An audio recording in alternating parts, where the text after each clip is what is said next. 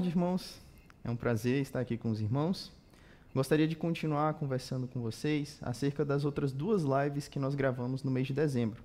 Nós falamos sobre o lar, uma bênção de Deus, um presente de Deus.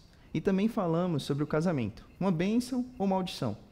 Nós vimos que o casamento foi uma instituição feita por Deus. Deus criou o casamento para a sua glória.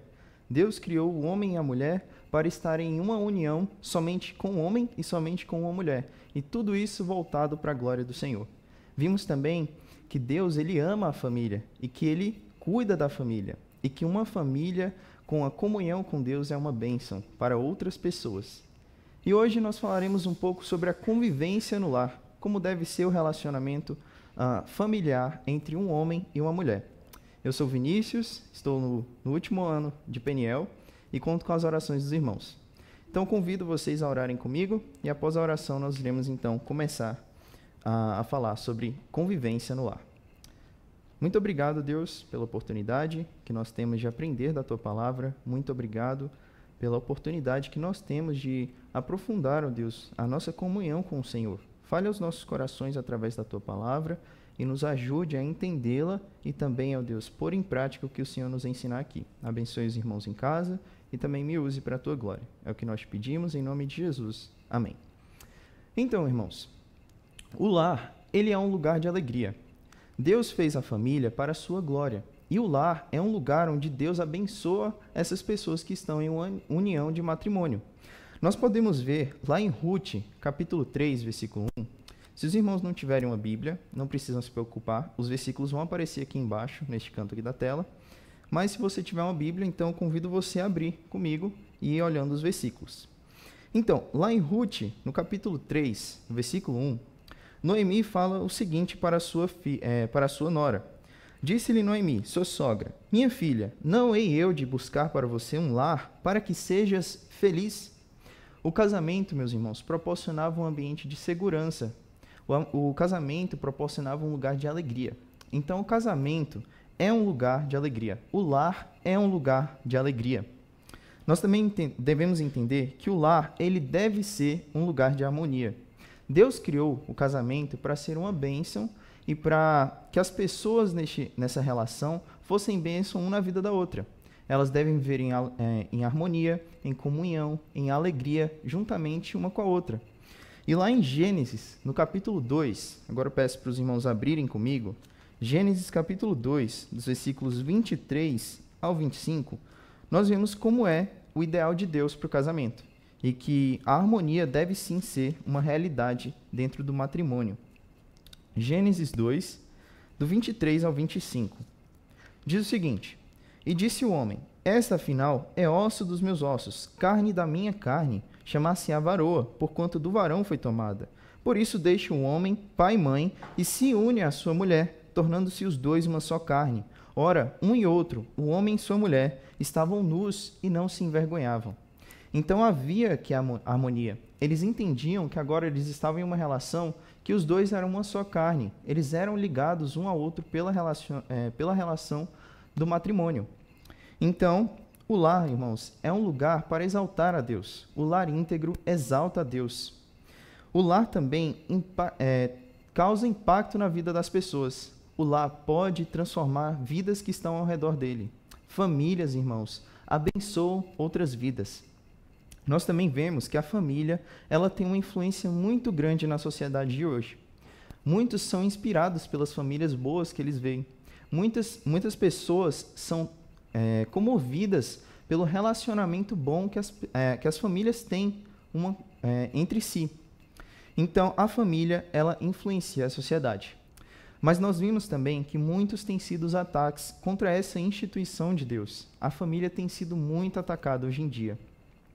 O lar também é um lugar de aprendizado. Nós aprendemos com as falhas das outras pessoas que nós convivemos. Aprendemos a ter respeito, aprendemos também a perdoar, aprendemos também a conviver mesmo com as diferenças dos outros. E também o lugar é um porto seguro. Noemi queria procurar um lugar para a sua nora, para ela ser feliz, para ela ser bem cuidada. Então, é um porto seguro, o lar. Um lar saudável, ele glorifica a Deus e ele impacta vidas. Então, quero ver com os irmãos, convido vocês a ver comigo como cultivar um lar saudável para a glória de Deus e também para impactar vidas. Primeiro ponto, um lar saudável é alegre e harmonioso. Abram comigo, por favor, no Salmo de número 128 e vamos ver como um lar ele pode ser saudável e como ele pode também estar em alegria e harmonia. Salmo 128 é um salmo que destaca a bênção sobre a família. Diz o seguinte, versículo 1. Bem-aventurado aquele que teme ao Senhor e anda nos seus caminhos. Do trabalho de tuas mãos comerás, feliz serás e tudo te irá bem. Tua esposa, no interior da tua casa, será como uma videira frutífera, os seus filhos como rebentos de oliveira, à roda da tua mesa. Eis como será abençoado o homem que teme ao Senhor. O Senhor te abençoe desde Sião, para que vejas a prosperidade de Jerusalém durante os dias de tua vida. Veja os filhos de teus filhos, paz sobre Israel. Então, nesse texto, nós vemos que o lar, aquele lar que tem ao Senhor como seu Deus, aquele lar que é alicerçado no Senhor é feliz. O homem que tem a Deus e que teme a Deus, ele é feliz. O interior da sua casa flui tão maravilhosamente porque tem a bênção do Senhor sobre ele. Então, um lar, irmãos, saudável e alegre e que tem harmonia, ele precisa ter a fonte da alegria. E essa fonte da alegria é o Senhor. É o Senhor quem proporciona a alegria para o lar. É o Senhor quem proporciona a união, quem proporciona a harmonia e quem proporciona também um lugar saudável. Então, a alegria do Senhor é uma das bases do lar. O lar precisa ter o Senhor para ser alegre. E é o Senhor quem proporciona a alegria. Nós também entendemos que a família ela é abençoada por Deus. Uma família que se rende aos pés do Senhor, ela é abençoada por Deus. Meu irmão, se o seu casamento está passando por dificuldades, se você tem dificuldades, confie no Senhor. Confie em Deus. É Deus quem pode te proporcionar alegria. É Deus quem pode abençoar a sua família e restaurar o que você perdeu com a sua esposa. Esposas, se vocês estão com dificuldades com seus maridos, confiem no Senhor. É o Senhor quem pode restaurar famílias e é Ele o maior e mais interessado nas famílias. Nós também entendemos que precisam haver pilares no lar. Precisam haver pilares na família. E um desses pilares é a palavra da vida. Abram, por favor, as suas Bíblias no livro de Neemias, no capítulo 8. Vamos ler o versículo 12. Então, a palavra da vida deve ser um dos pilares que sustenta o casamento. Neemias, capítulo 8, versículo 12. Deixa eu só achar aqui.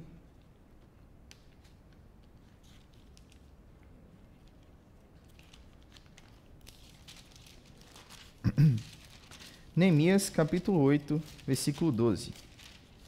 Diz o seguinte: Então todo o povo se foi a comer, a beber, a enviar porções e a se regozijar grandemente, porque tinham entendido as palavras que lhes foram explicadas. Nesse capítulo 8, nós vemos que o povo queria ouvir a palavra de Deus, o livro da lei. Então Esdras lê ali o livro da lei para aquelas pessoas. E elas são repletas de alegria, porque elas estão entendendo as palavras que lhes estão sendo explicadas. A palavra de Deus, irmãos, traz alegria para o lar. A palavra de Deus traz alegria para a vida das pessoas.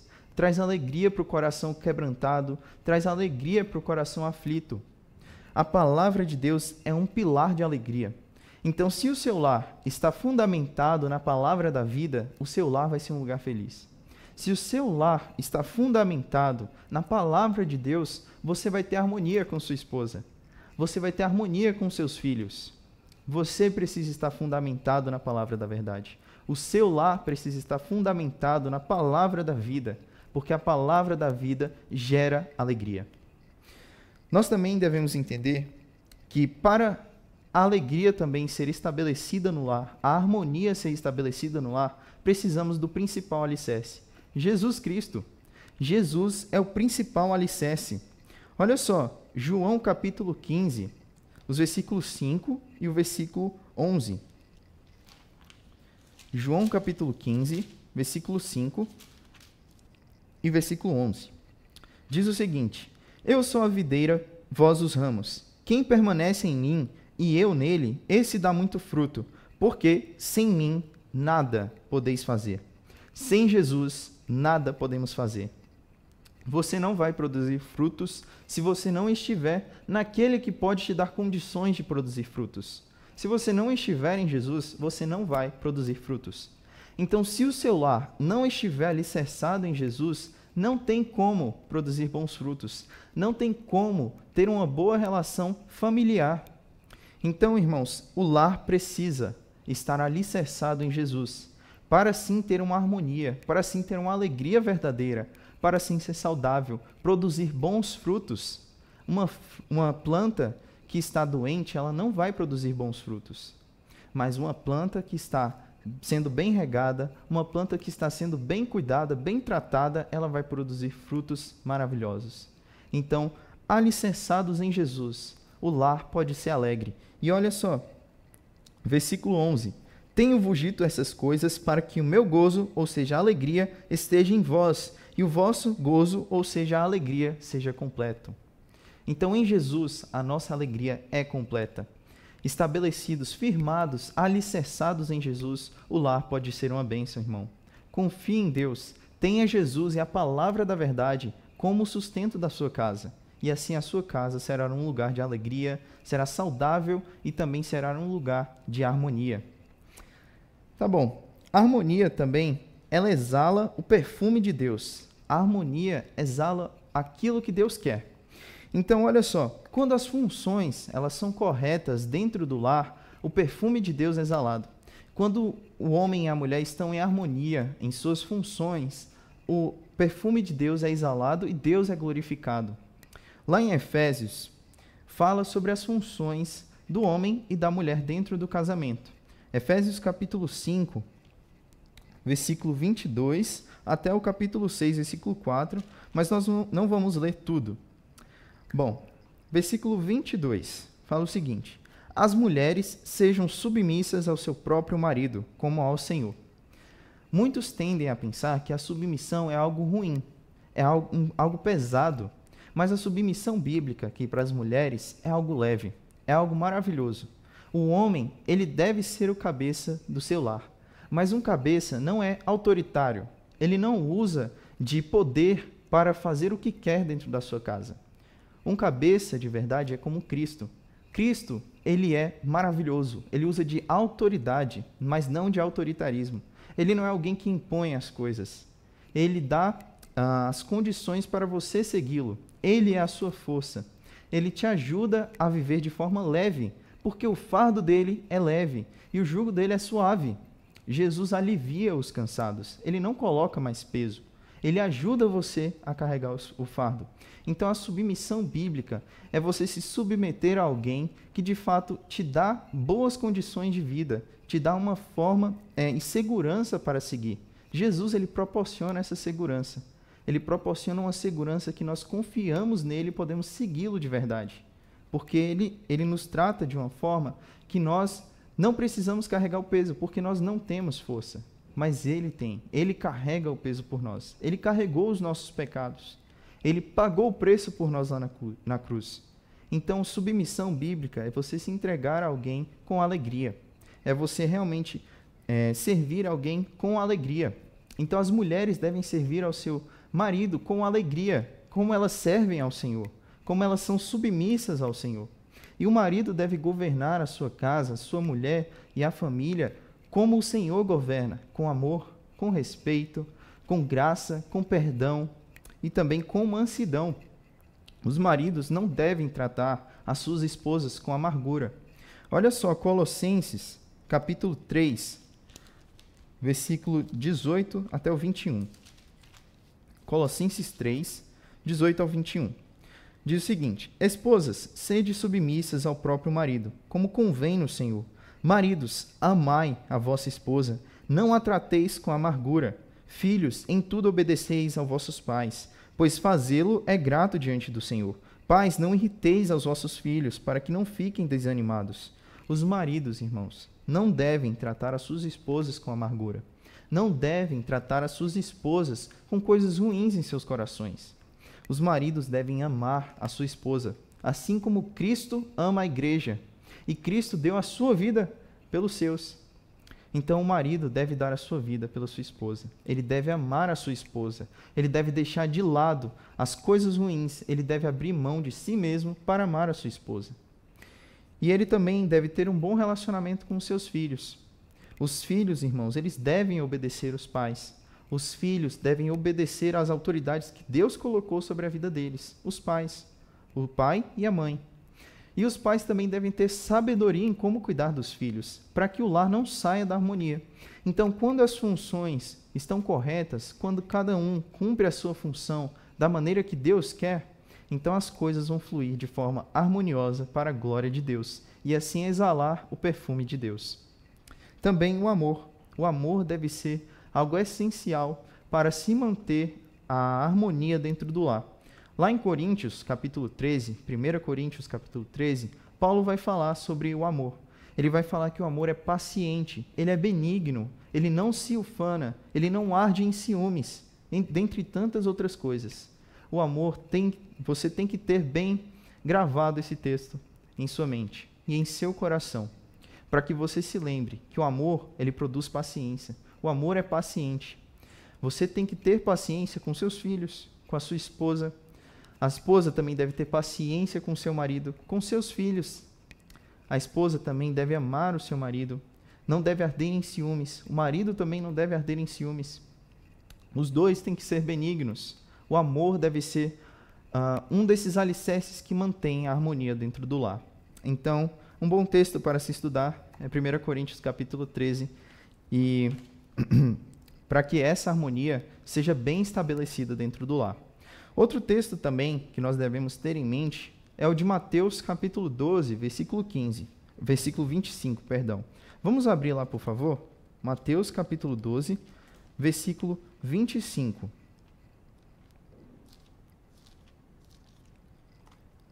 Diz o seguinte: Jesus, porém, conhecendo-lhes os pensamentos, disse: todo reino dividido contra si mesmo ficará deserto, e toda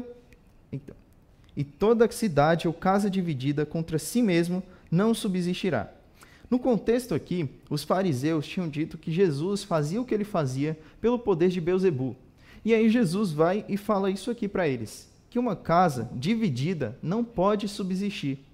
Então o que ele quis dizer é, se ele estava fazendo uma coisa pelo poder de Beelzebu, e ele estava pregando contra Beelzebu, então não faz sentido, porque uma casa dividida contra ela mesma não pode subsistir. Então ele falou isso aqui como um sinal de juízo ali para eles, né?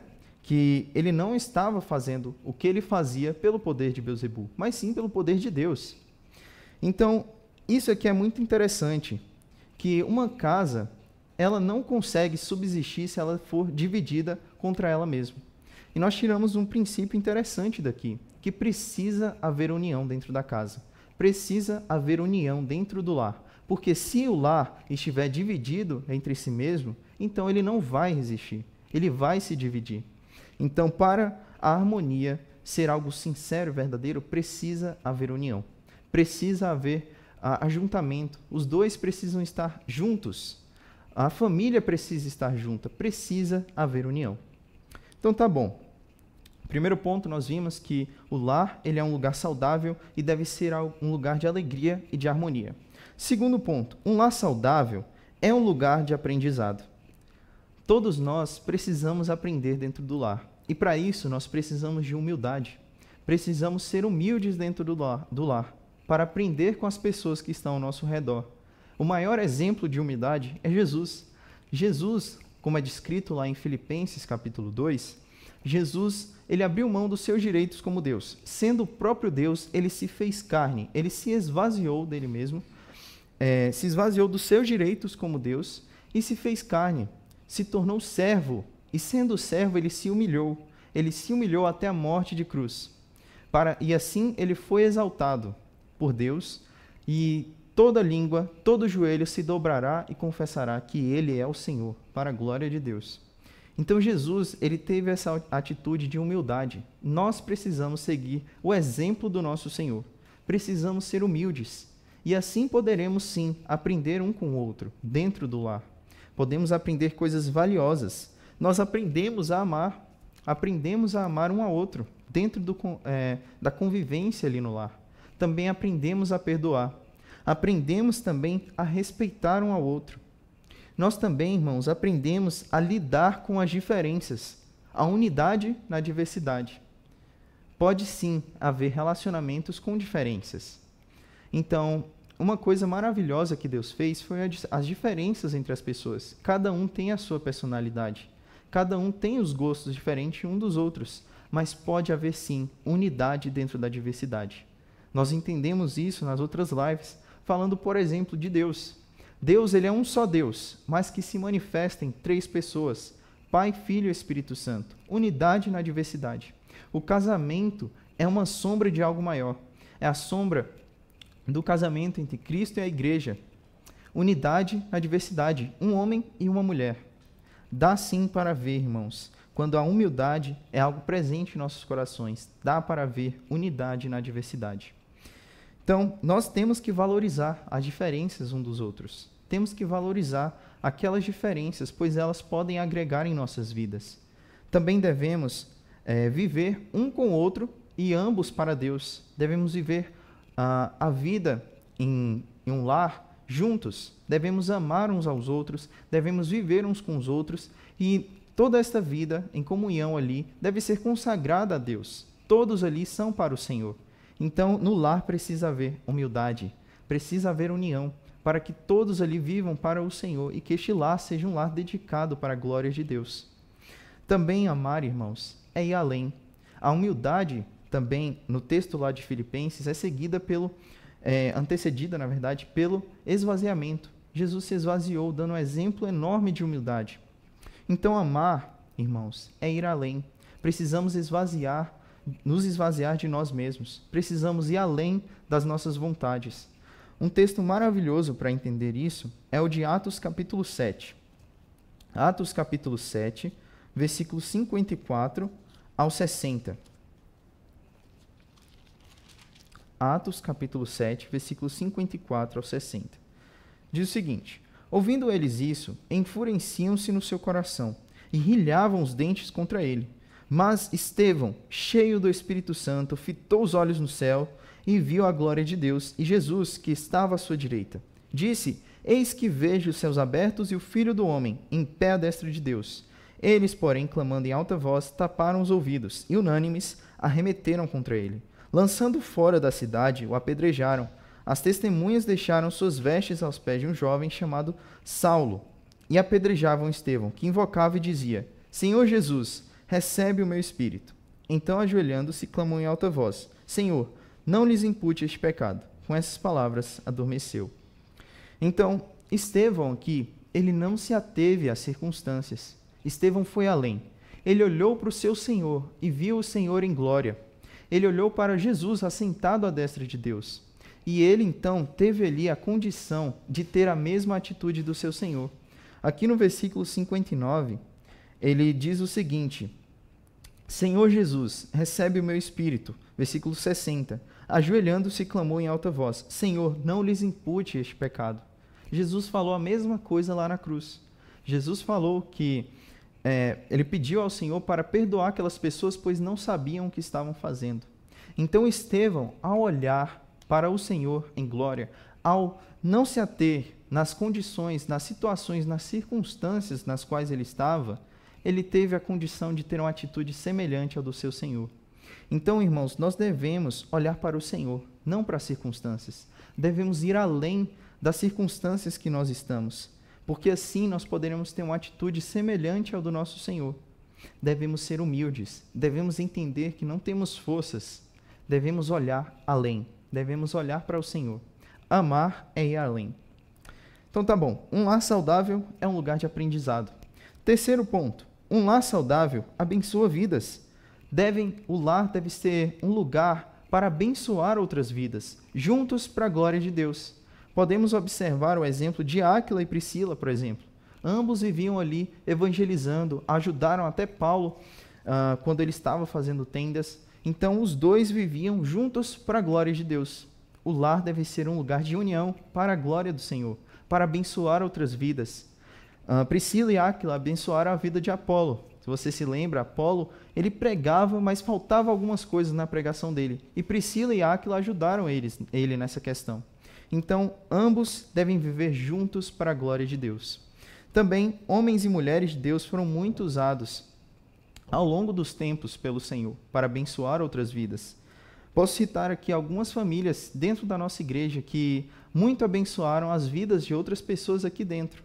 Muitos que cuidam, que recebem as pessoas em casa, que cuidam das pessoas, que abençoam outras vidas. Famílias envolvidas nos evangelismos das igrejas. Famílias envolvidas no trabalho aqui da igreja. Então, a família junta, ela deve viver para a glória de Deus. Lá em Josué, capítulo 24, versículo 15, fala: eu e minha casa serviremos ao Senhor. Então, juntos, irmãos, a família deve viver para a glória de Deus. Vidas também devem desafiar outras vidas. A vida sua com o seu marido ou com a sua esposa e seus filhos devem desafiar outras famílias, devem desafiar outras pessoas.